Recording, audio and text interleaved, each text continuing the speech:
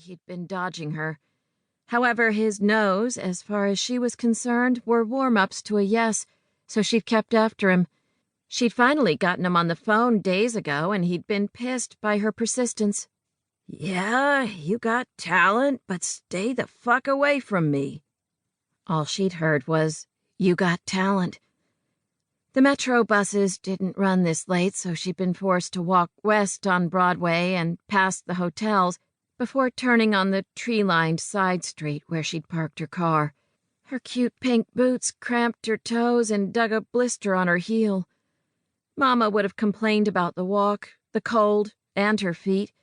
Mama understood hard work, but she didn't understand dreams or the cost of fame. Just last night, Mama had begged Dixie to take the secretary job in Knoxville, but Dixie had refused. Dixie wanted to be a star, wanted everyone to know her name, just needed the right break. Worth following. Maybe she'd finally paid enough dues. Maybe soon she'd look back on tonight and recognize the exact moment her life changed.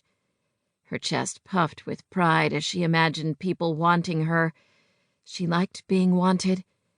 As she rounded a corner and headed north, a group of men on the opposite side of the street passed going south. They wore jeans, blue jackets, and collared shirts that popped up in a collegiate kind of way. She guessed they were students at Vanderbilt University. The men slowed their pace, and a couple stared at her with wolfish gazes. The flicker of pride grew brighter.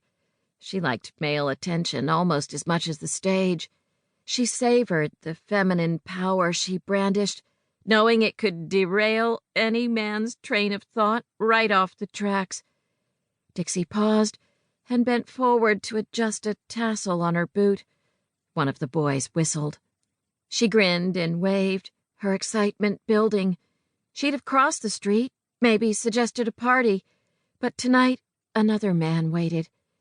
She tossed the boys a wave, and when they called her over, she pouted and shook her head no before hurrying toward her car parked a half-block away. The boots bit into her little toe. Dixie fished her phone out of her purse, dialed a familiar number, and waited. The phone rang once, twice. Dollar store bracelets rattled on her wrist as she untangled a blonde hair extension from a silver feather earring. The phone kept ringing.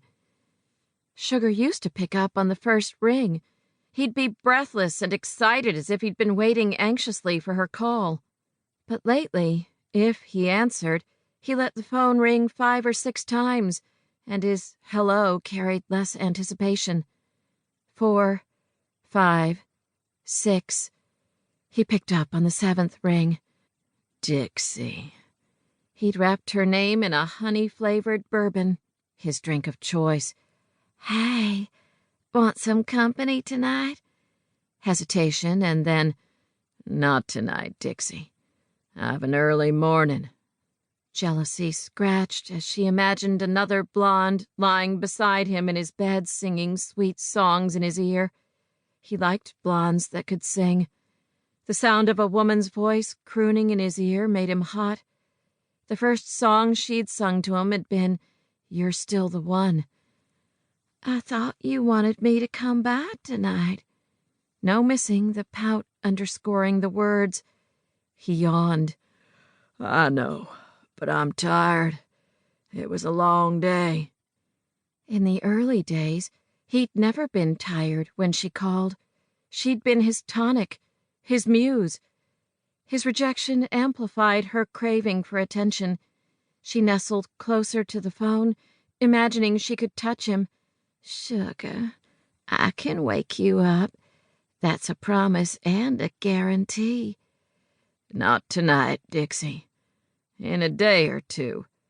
The soft edges hardened. Rebuff coupled with cold and sore feet stripped her of patience. Why are you doing this to me? I thought I was special. He sighed into the phone. You're special, but enough is enough. We need to take a break. People are watching. Ducking her head, her long hair curtained off her face. Who? People. And that's all you need to know.